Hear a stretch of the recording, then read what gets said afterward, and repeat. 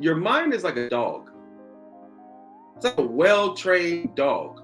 The question is, was it trained by you? What we have to understand about being humans is we judge other people solely based on their action, and we judge ourselves based on our intention.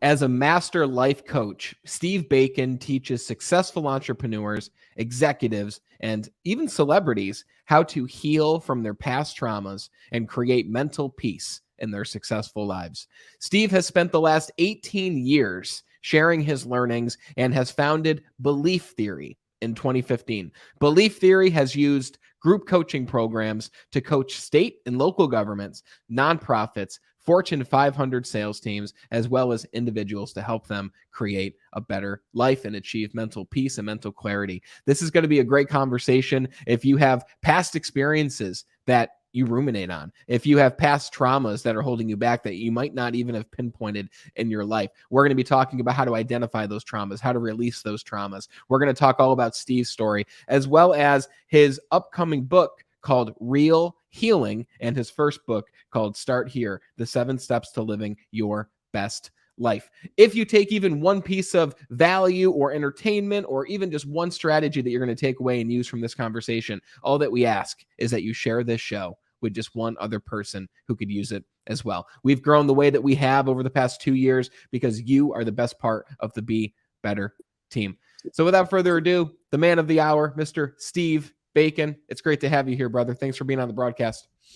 Thank you for having me. It is early in the morning, so let's see how good this is going to be. It's going to be fun, brother. I appreciate you joining us. I know you were booked for this early time, and what better time, right, to start the day off with a conversation about mental clarity, mental peace. So let me ask you this. When would you say in your life you discovered this idea or this philosophy of mental peace?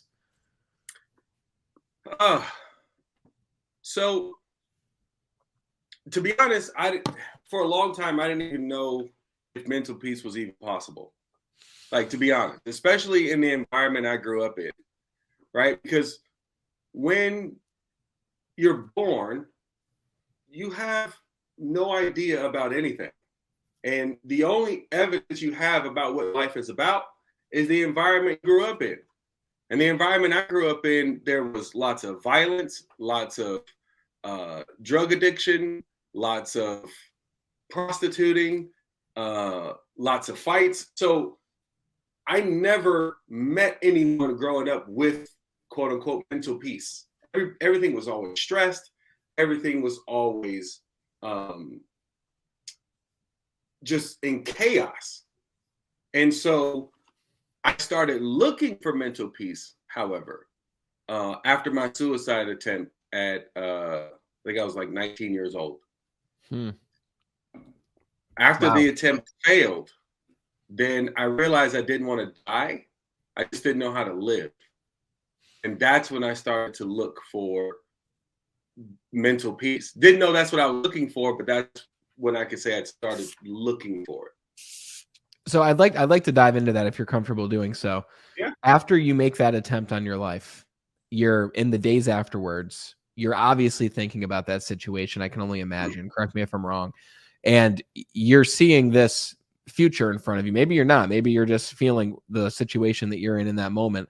Like, what's going on in those days after that attempt on your life? And what was that breakthrough moment that really helped you even see that there was another option than the option that you were currently living?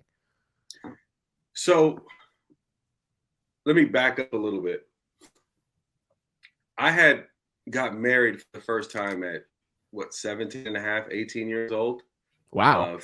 Fresh into the military. Like, there's a whole backstory. So there's a reason why things got to this point, right? But I had became physically, mentally, and emotionally abusive to my wife at the time. I was a very angry person. And a lot of it had to do with childhood trauma. Excuse me if I keep sniffing, I'm getting over a cold. But when she finally decided to divorce me, and rightfully so, that's when all the childhood trauma came up, and it was the most debilitating. Things are never going to get better, right? When someone gets to the point of taking their own life, it's like you gave up on you, so how could you live with you? Think about that for a second. Like, to get to the point of taking your own life, when you look towards the future, all you see is darkness. That's it. That's all you can see. You look behind you, you see darkness. You look in front of you, you see darkness. And when you don't know how to deal with that, and it gets to the point where you're tired of trying, and then you give up on you, like you give up on trying, then it becomes really hard to live with yourself. Knowing that I gave up on me. Does that make sense? It's like what it says in the Bible, like how, or it says like a house divided cannot stand. Yeah. Right? When It's I'm probably one of them. separated from myself, it's hard to live with me. So when she finally decided to leave, that's when I took the loaded gun and put it in my mouth and pulled the trigger. And the only thing that saved me, I tell people all day, the only thing that saved me was God. I have no idea why that gun didn't go off. But I knew it was instant regret in that moment. Like, it was like, oh, whoo! Like, I almost blew my head off, right? So I realized I didn't want to die. Like I said, I just didn't know how to live, but I still didn't know what to do with all this pain that I was feeling. If that makes sense. Yes, I think that's one of the best descriptions I've ever heard of someone who wasn't happy with themselves and took that definitive action. I've never heard it stated in the way that you just stated it, but it makes complete sense. Yeah, it's like excuse me. It's like when we were little kids, right? You play video games when you're a kid. How old are you, Brandon? I'm 29. Okay, so I'm about 10 years older than you. So we had Super Mario Bros. We had Mario Kart, right? Like, these are the games we had. We had Sonic, right? Sega Genesis. Mm-hmm. Do you remember playing video games when you were a kid? All the time. Yeah, of course. But you were playing either against the computer or you were playing against your cousin or your brother or whoever. Yeah. And they were whooping your tail. Right? Yeah. Yeah. And Mario you ever Kart, find man. yourself getting frustrated to the point where you either snatch their plug out or turn the game off? Oh, yeah. Right? Yep. So what I learned over time was part of our subconscious mind's job is to find the path of least resistance. Our brain doesn't like difficulty. It doesn't like to think, because thinking takes up energy, right? That's why people who have physical jobs, physically demanding jobs like construction, things like that, they can get off work and still go have a good time because they've gotten so used to what they're doing manually. But then you have people who have a desk job and they get off work and they're just like, I just need to go lay up in the bed and curl up, right? But it's because thinking takes up so much of your body's energy. So your mind doesn't like to think the way we think, but we don't.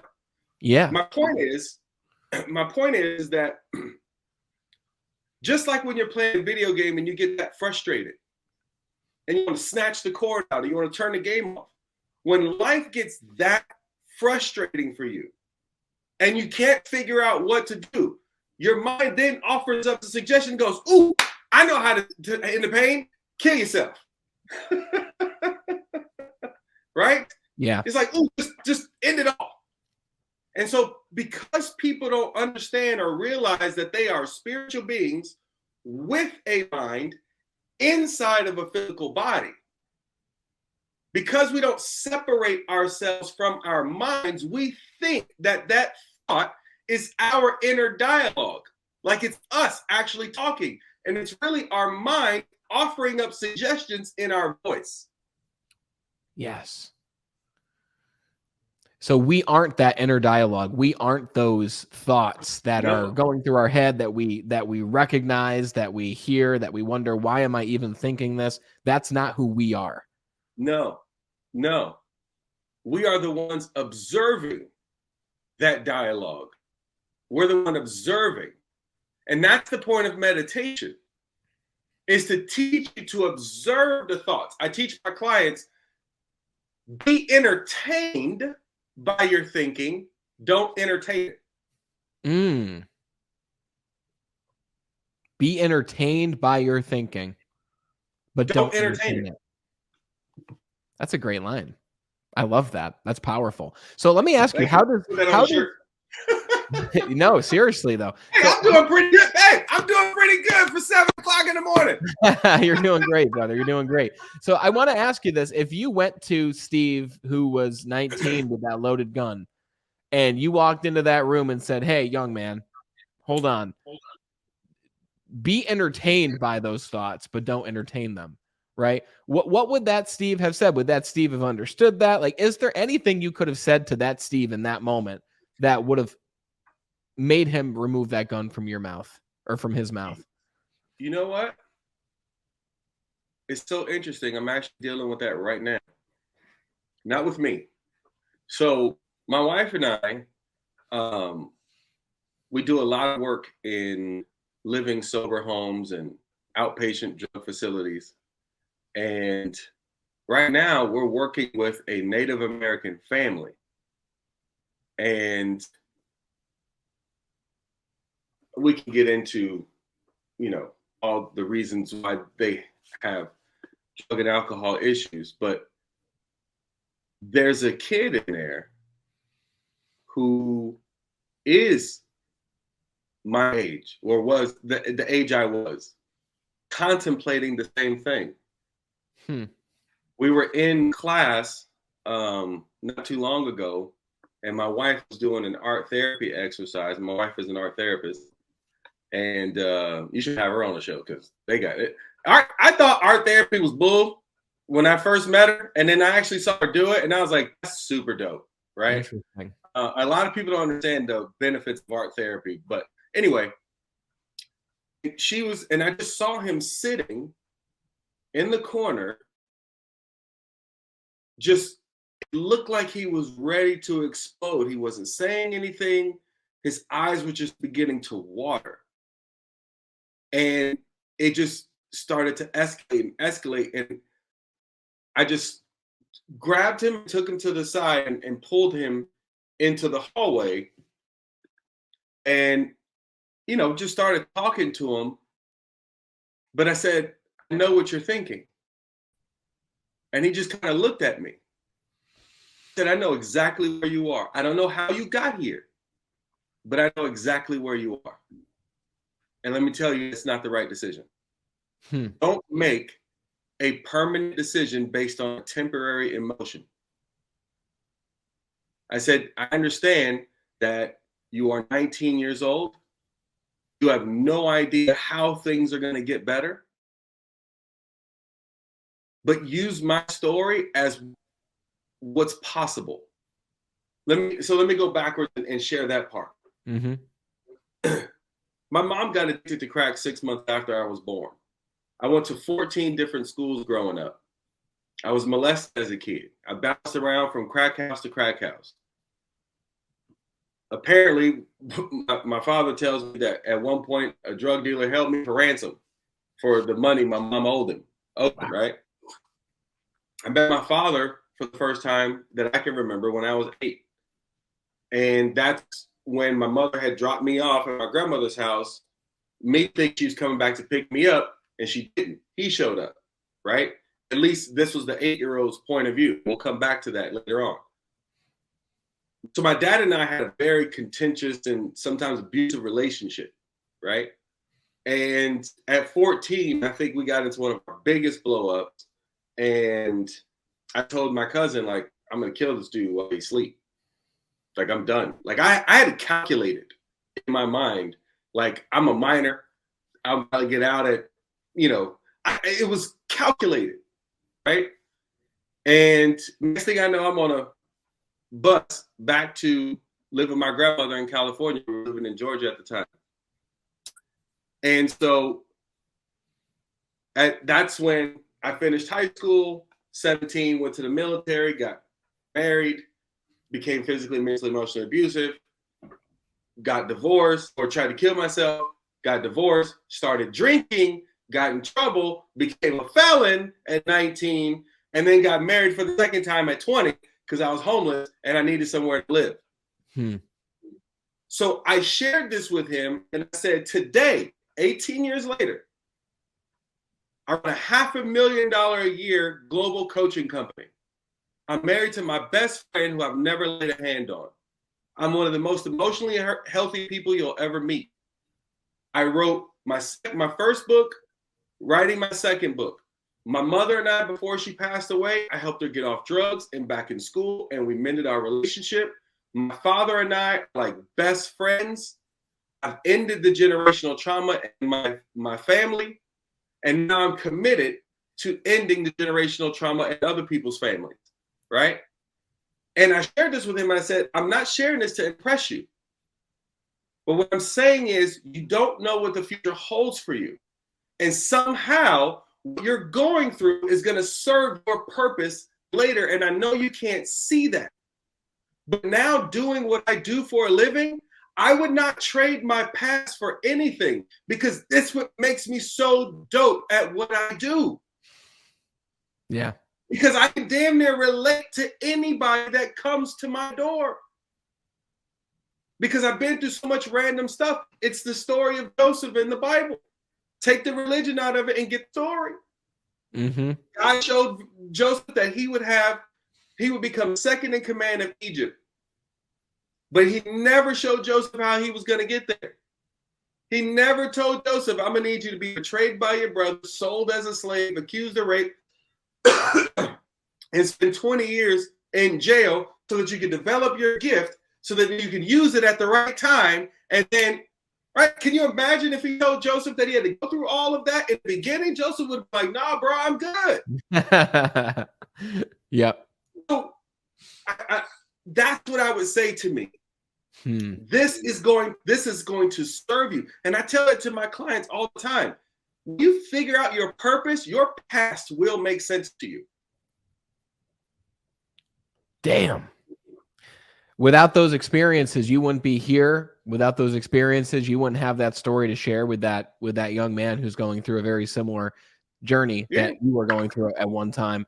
And so I'd love to ask you, and I love that religious aspect that you brought up, because I know that you've mentioned somewhere that you are God with a lowercase g, right? You, meaning the person listening right now, we are God with a lowercase g. So I'm curious to hear what that means. But I want to know, so when you are going through your days now and you start to look forward, how did you begin to make these shifts in your life? How did you begin to transmute this trauma from the past into something that serves you? Like, what were some of your first steps for the people listening who might be going through a difficult time themselves, or they're facing challenges? What was the first step to really beginning to move forward? I remember walking out of the courtroom after receiving a 10-year probation sentence. Excuse me. 1 second. Yeah. Sorry, y'all. I told you I'm getting over a cold. So, as I'm walking out of the courtroom, this random guy steps in front of me. And he says, excuse me, young man, you don't know me, but we have a mutual friend. And he told me who that mutual friend was. And he said, let me give you a ride home. I needed a ride home anyway, so I took it. And we're in the car. And to give you a context of when this is, John Legend had just came out with Ordinary People. Okay. And that's what was playing on the radio in his car. And it was a red Mazda 6 with gold seats. I'll never forget this moment. And he said, I know where you think your life is about to be destined for, like, what do felons actually get to do for a living besides construction or fast food, or it's nothing that you can really support a family on unless you're just like working yourself to the bone, right? Sure. And I was too dainty for that, right? I'm just like, that's not for me. And he said, but if you change what you believe about yourself and you change how you see yourself, everything will change. And if you become an entrepreneur, you can write your own ticket. And so that's what, because I knew two things in that moment. I knew, one, I didn't want to try to kill myself again. And two, I knew I didn't want to live miserable and broke and poor for the rest of my life. Mm-hmm. So I didn't have a better plan than he did. So he was like, I could show you how to create your own life and not have to work for anybody. But then he sold me on the next part, which is to answer your question. He said, but your business will only grow as much as you grow as a man and as a human being. And that's when he introduced me to personal development. Wow. He introduced me to Jim Rohn. He introduced me to Bob Proctor. He introduced me to Think and Grow Rich. He introduced me to Tony Robbins. He introduced me to Zig Ziglar. He introduced me to Brian Tracy. He just started shoving personal development down my throat. Now, I had joined a network marketing company with him. This is why, to this day, I will always defend network marketing, no matter what someone says, because network marketing saved my life. I spent 16 years in network marketing. Wow. But it's literally what they said. It's a personal development program with a compensation plan attached to it. Wow. Great way of looking at it. He convinced my probation officer to let me go to a convention with him in Las Vegas. This was happening in Virginia. So my probation officer said yes. I thank God for that, man. Yeah, great officer. And he took me to this convention, and I get on stage. I didn't get on stage. I see someone on stage, and they start telling a story that was almost as bad as mine or worse. And then they said where they are now, and that was all I needed. When I saw that story and then hear where they are now, that gave me enough inspiration, not motivation. It gave me enough inspiration to go, all right, bet. That was kind of like my attitude, like, all right, bet. I don't know how long this will take me to get there, but I'm going to get there. And I remember yesterday I was reading in one of my old network marketing journals. I was 29 years old. I'm 38 today. I was 29. And I just opened it up yesterday. And it says, I'm 29 years old with nothing to show for it, sleeping on my mom's couch, with barely any gas in the car, and no food to eat. And then I think of me now at 38, doing $500,000 a year in my own house, taking trips around the world. I am the man that I pictured myself being when I was at that network marketing convention watching that person on stage. Hell yeah. And I just fell into deep gratitude. But it was because I never gave up on me. And see, people ask me, Steve, where did your confidence come from? How could you be so confident? Because the definition of confidence literally says the ability to rely on oneself, the ability to trust in your own abilities. So when I look at where I was and where I am now, I can't help but be confident in me and look myself in the mirror and go, thank you. Thank you for never giving up on you. Thank you. I can trust you. I can rely on you. That's where my confidence comes from. That I know from that time that I tried to kill myself and it didn't work. I knew from that moment on, I would never give up on me again. And I will do whatever it took to give me the life I deserved. And it's not about money. It's about mental peace. And then I learned the more mental peace I had, the more money I made. And now you're that guy on the stage sharing your story with And people. now I'm the guy on the stage, right? Like Jim Rome says, you know, he said in one of his audios when I was younger, he's like, he says he used to walk into a room and go, "Hey, there's that guy. That's the guy." And he says, and now I walk into the room and people go, "There's the guy. That's the guy." And I remember listening to that and going, one day I'm going to be that guy. Yeah. And when I Here we are. walk in and people go, "There's that guy." Yes. Wow. Yeah. What a very powerful story, cool story.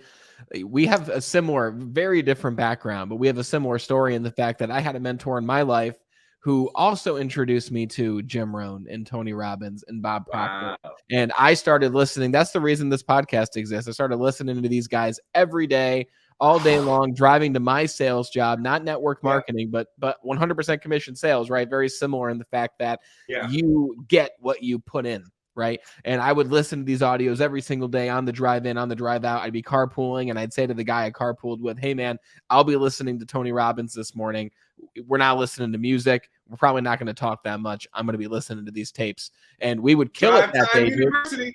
Yeah, we would kill it, and we'd be driving on the way home, and he'd be like, "It's weird. Whenever we listen to these tapes before and after work, we tend to make like a lot of money that day." And it's like, it's a direct correlation, right? It brought more mental peace, more mental clarity, which brought in more money, which brought in more abundance.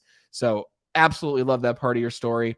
And it's amazing where you are now from where you started. And to recap what you said, you had someone in your life who told you that there were new options, right? It seems like before, like you mentioned, the brain takes the path of least resistance. Well, the brain isn't always aware of what options are actually available to you, right? We only know what we know.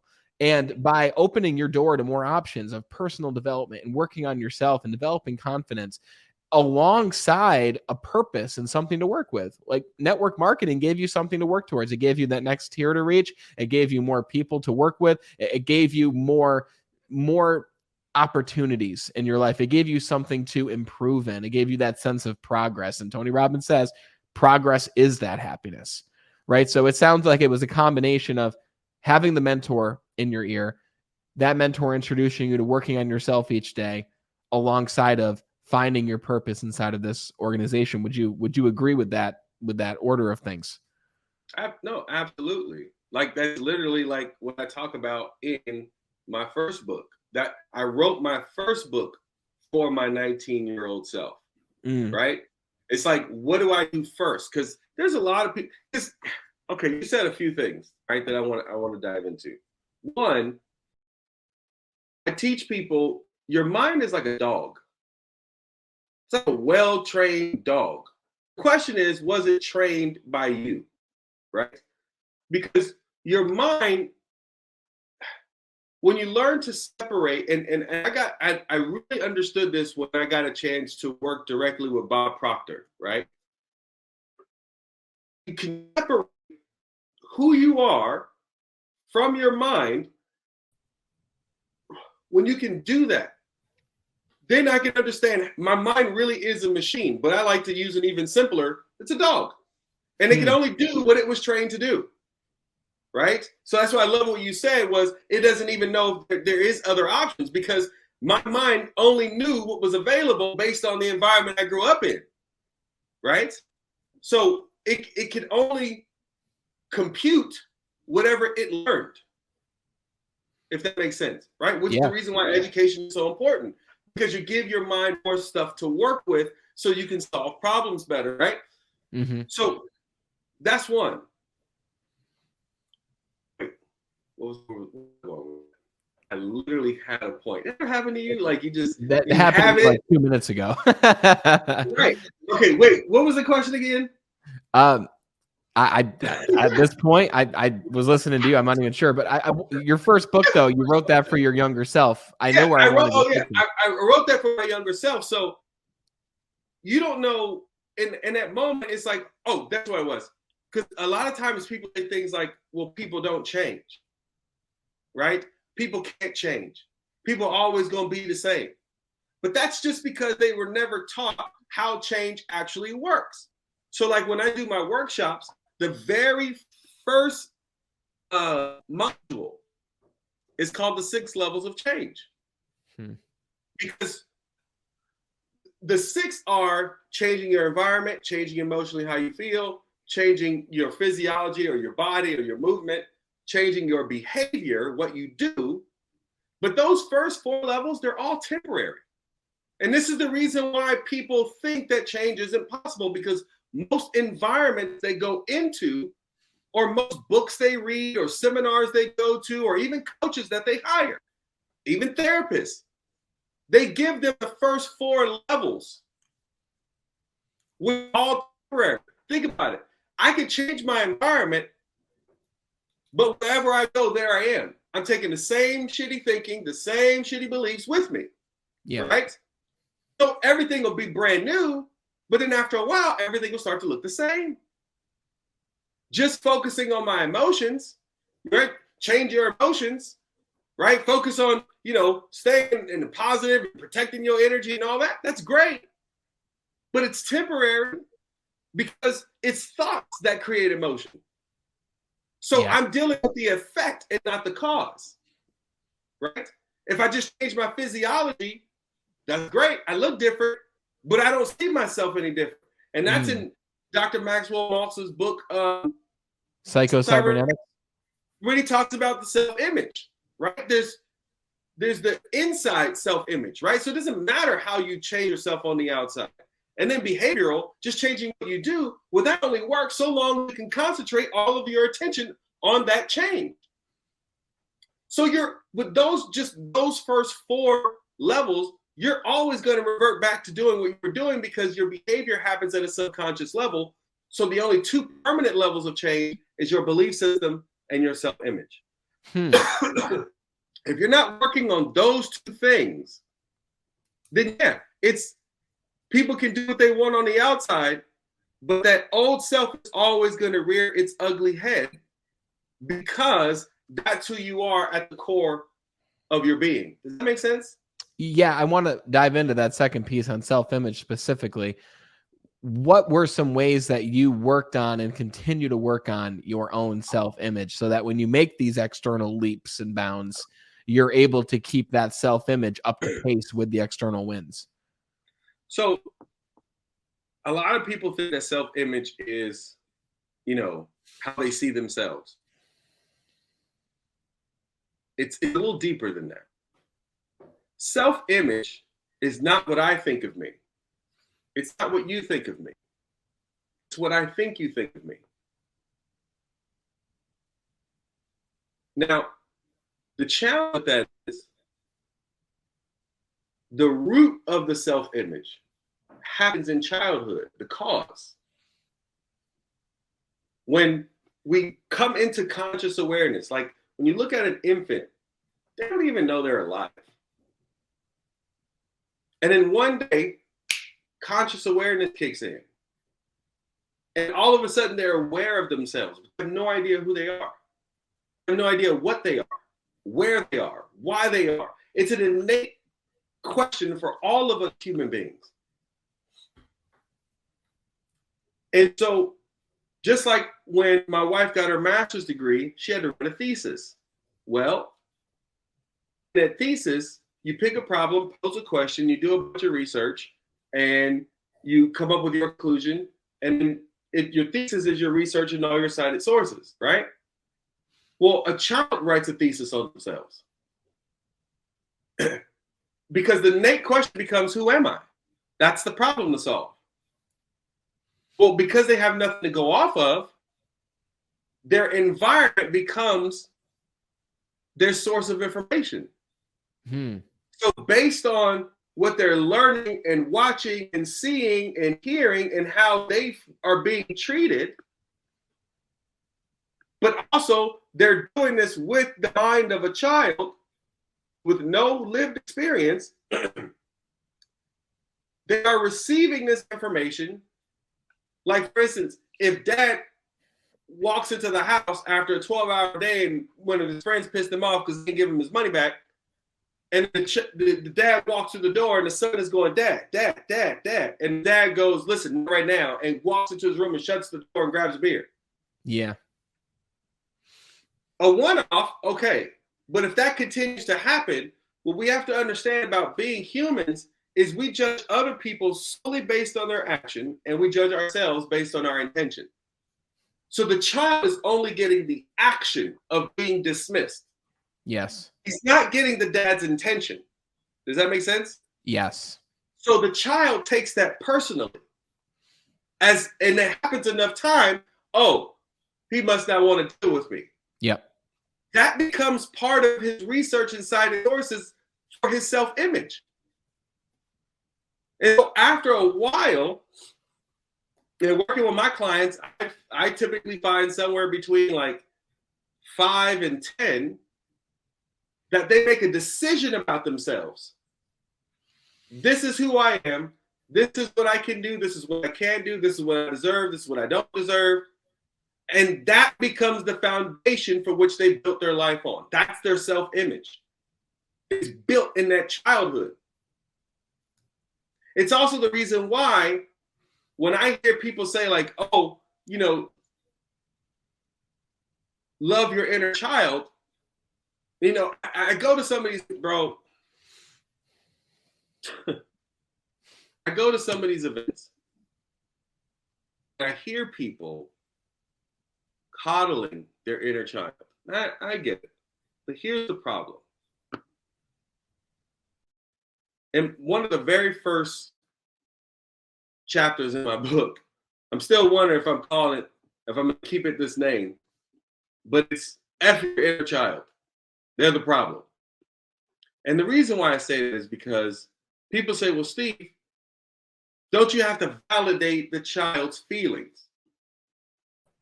And what I share with them is validating the child's feelings is the problem. Because if I validate the feeling, then I have to validate the thought that caused the feeling. Yes. And the thought is wrong because the child doesn't have enough life experience to understand what's happening. Mm-hmm. The dad does not, in that example I just gave, the dad does not want to not be with his kid. The dad is going through adult problems and needs a moment to himself. But the child don't get that. So if we validate the feeling of not being wanted, we have to validate the fact that the child thinks he's not wanted. Yeah. And that's just not true. So I see a lot of people validating these victimhood stories from their inner child or their childhood. And when they come into my office, I point out all the flaws in their story. Because they're not seeing it from an adult perspective. They're still looking at their parents through a child's eyes at 50 years old. Yeah. So is that the trick? Is the trick looking at the story that was the root of your current self-image and poking holes in that story and seeing it from a different perspective? Is that how you begin to shift that self-image? 100%. That is the trick. Because you realize that the reason why you keep doing what you're doing as an adult is because of these decisions you made as a kid. And when you think about it, like for instance, when I was, in my early 20s and stuff like that, I was one of those people when someone wanted to leave me, I throw a fit. No, don't leave me. No, how dare, right? But when you think about it, that's not the emotions of a grown-ass, mature adult. That's the emotion, that's the reaction of a child. That's what a child does. Because an adult, you see people like in their 60s and 70s, they get to this point where, like, I don't know what happened to my light, but they get to this point where they just don't care anymore. Like, you can come and go as you please, right? Mm-hmm. That's mature adult reactions. Knowing that people can come and go as you please, it don't affect me none. Because me, myself, and I love me. I am the foundation of my self-worth. I am the foundation of my well-being, right? If in my house, right, and my wife and I were the exact same way. I am the foundation. I am the house of my own self-worth. I'm the house. I'm the foundation. My wife is the decoration in that house. She makes it beautiful. Mm. And I'm the same with her. She is the foundation of her happiness and self-worth. We're not two people trying to complete each other. We're two complete people who chose to spend their time together. Yeah. There's a difference. So I'm the decoration in her house. She's the decoration in my house. If one day she decides I don't want to be here anymore, I'm not going to stop her. Because why would I want to be in a relationship with someone who doesn't want to be here? Yeah. Why would I want to keep that type of turmoil? That comes from healing, though, right? Mm-hmm. When you're not healed, now all of a sudden her actions for her own life, what she feels is best for her, I'm now saying, oh, it's because of me. Oh, it's because I'm not good enough. Oh, it's because of da-da-da-da. And I'm now taking everything from my childhood and bringing it into my current relationship and treating it exactly the same. Yeah. That's the emotions and reactions of a child, not a grown, mature adult. Now, I love your definition of what self-image is because I've never heard it described in that way. And I just want to repeat it for everyone because I have another thought to go along with this. Self-image isn't what you think of yourself, but self-image is what we think that others think, right? And like what you just said there with the example of your wife, like if your wife was like, hey, I'm out of here, your wife didn't necessarily say, Steve, you're deadbeat. Steve, you're unreliable. Steve, I don't like you anymore. Steve, you're this, you're that, you're this.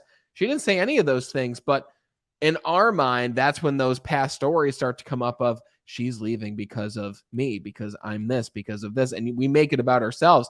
And at the same time, I know that my self-image shifted when the people around me has shifted. I used to spend time with people who would say things about me. They'd say things about my outward appearance. They'd make remarks about the way that I speak. They'd make remarks about the way I use my body, whatever it might be. But once I changed the room that I was in, the thoughts of those people were very different than the thoughts of the past room that I was in. So because their thoughts of me are different, like when I joined Toastmasters as an example, and I started to learn how to present and speak in front of a group, I was around business professionals. I was around a lot of people who were retired from a professional career. And afterwards, they would come up and they'd say, Brandon, you did a great job at this. Brandon, I love how you did this. Brandon, the way that you projected your voice here was great. And I would start to see myself differently because these other people started to see me differently. So at the same time, yes, go back and change that story and get yourself in a different room with people who are going to be thinking different things about you, who can, going back to our previous conversation, who can now give your brain other options to think about yourself. No, that's powerful, bro, and spot on. And to add to that, think about those formative years, right? I learned 85% of what we believe about ourselves and about the world, we decided by the time we were 14 years old. And I think about the environment I grew up in, right? If that's 85% of my hardwiring is the environment I grew up in, and if self-image is what I think you think of me, then who am I talking about? And I'm talking about mom and dad. What I think you think of me becomes my self-image because I'm going based on how I think you treat me. Not actually how you treat me, but how I think you treat me. And so that takes me back to what you were just saying about getting in a room with people who think different about you. I learned from one of my mentors, his name is Steve Hardison. He said, no two people will ever meet. My wife and I have never met. We've been together 5 years. We've never met. We live together. We sleep together. We've never met. And people go, what do you mean? No two people will ever meet because we never experience that other person for who they are. We only experience our thoughts about them. Wow. This is why you can be in a group of friends and everyone has a different opinion about the same person. Yeah. How could that be possible? How could that be possible? If we all know who this person is, then how could we all have different opinions about this person? And the truth is, because we have different opinions, because we have different thinking about that person.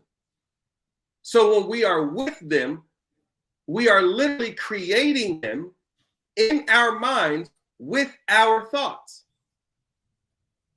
And we are filtering everything they're saying through our thinking of them. Yeah. So I know that when my wife and I get into, if we're in a debate or whatever, she's not my problem. My thoughts about my wife are my problem. Yeah. Not my wife. Does that make sense? Yeah, that's very. I've never heard it said that way. I like that. Right. So we never experience anybody.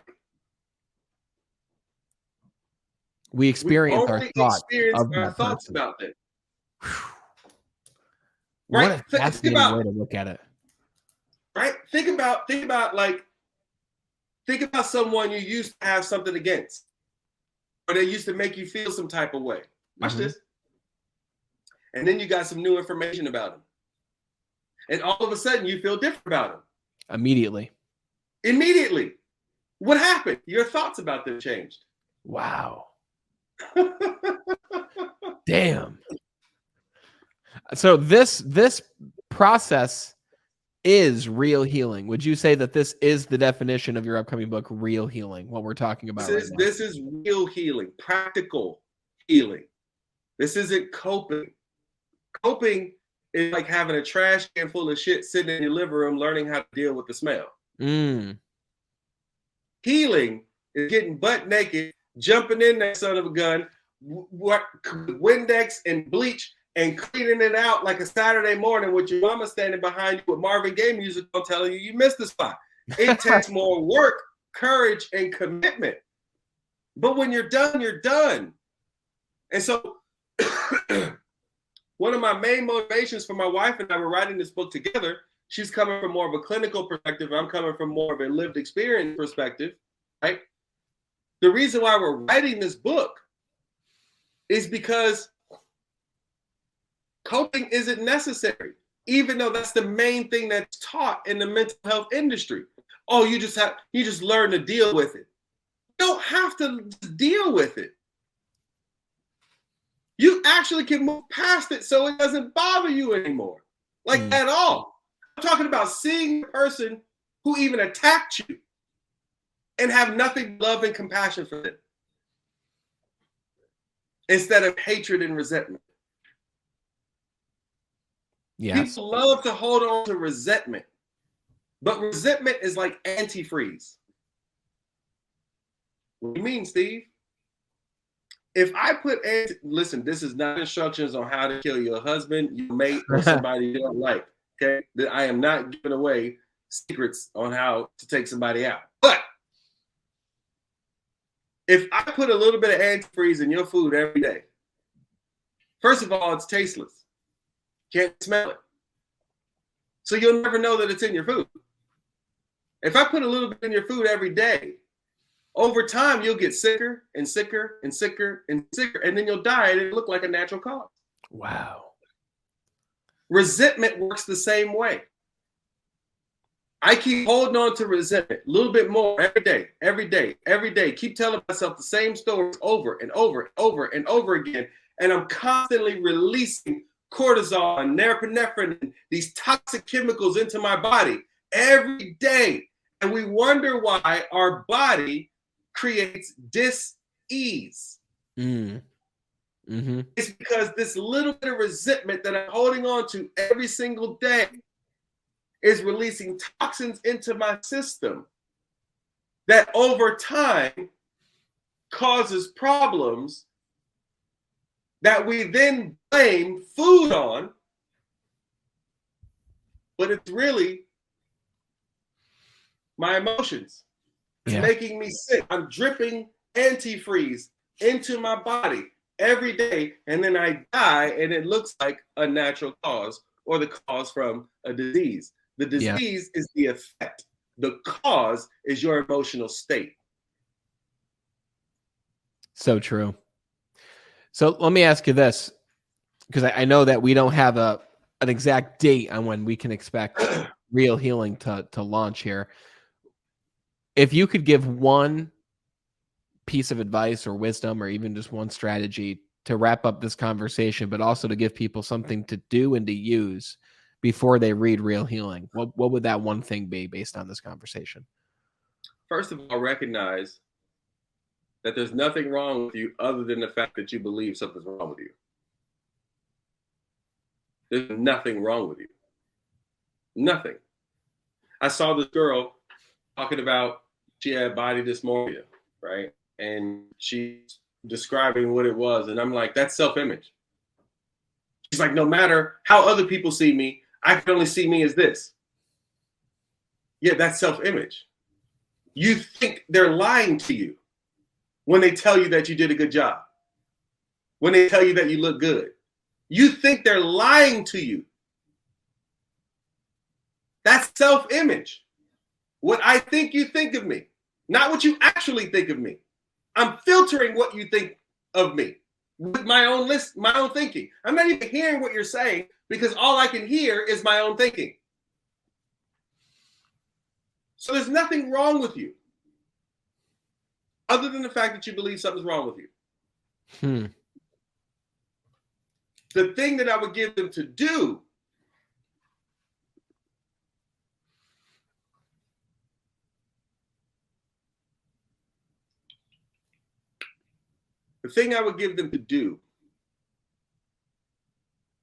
is ask themselves, sit down and ask themselves, if I change nothing right now, I just keep everything the way it is, what is my default future? Where am I going to end up by default? And is that where I really want to end up?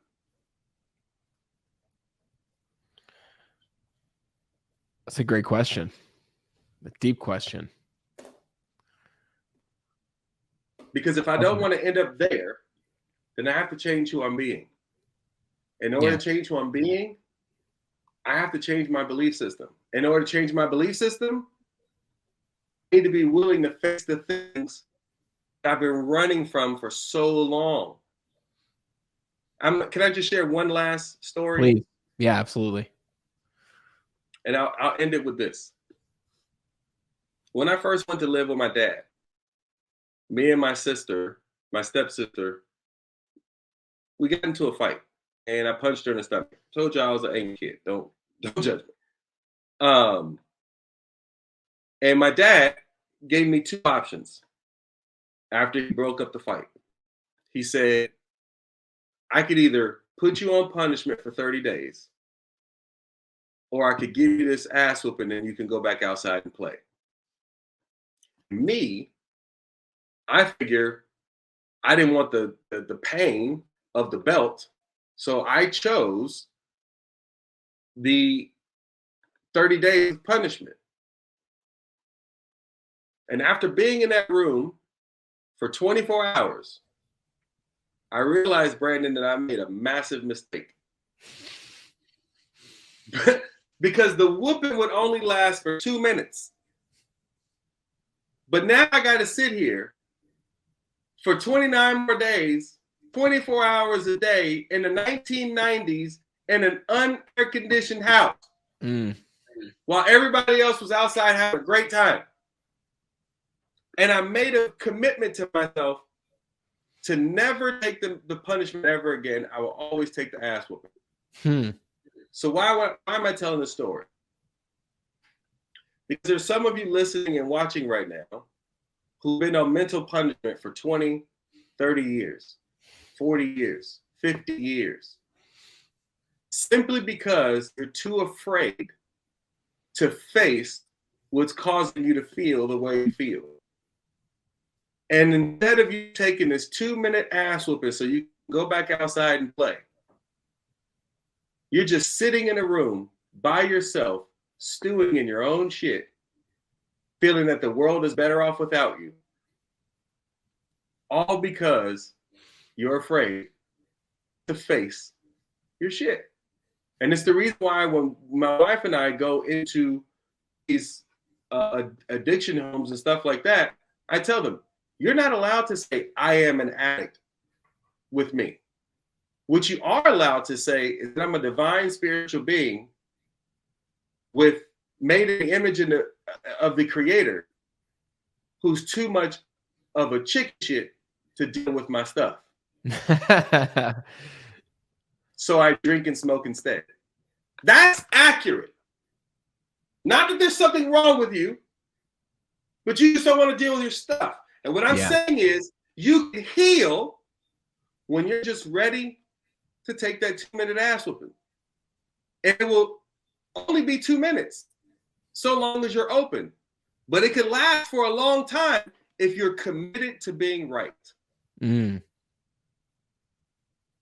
It's refreshing to hear that, man. It's the whole idea of take ownership of where you are. Don't call yourself something. Don't make this excuse or make this reason. Just fix your shit. Take the ass whooping, right? Short-term pain versus long-term. 3 minutes. Yeah. I help people heal in hours. Would take them years in therapy. Hours. Yeah. Hours. 30, 40 years of trauma gone in a matter of a couple of hours. Yeah. Why? Because all I did was look, this is what you said happened. Look at it from an adult perspective. And don't be so committed to being the victim. Look at it from an adult perspective. Because whatever you said, right? Oh, my father didn't love me because he didn't come around. Okay. So when your child, if you imagine your child, and you're a grown adult, imagine your child coming to you and saying, oh, does dad not love me because he's not here all the time? I want you to be able to look at your child and tell them the exact same conclusion you came up with about your dad and look at him and be like, you know what, baby? Yeah, your daddy hates you. He don't like you. I barely like you either. If you're not willing to pass that lesson to your child, then it's invalid.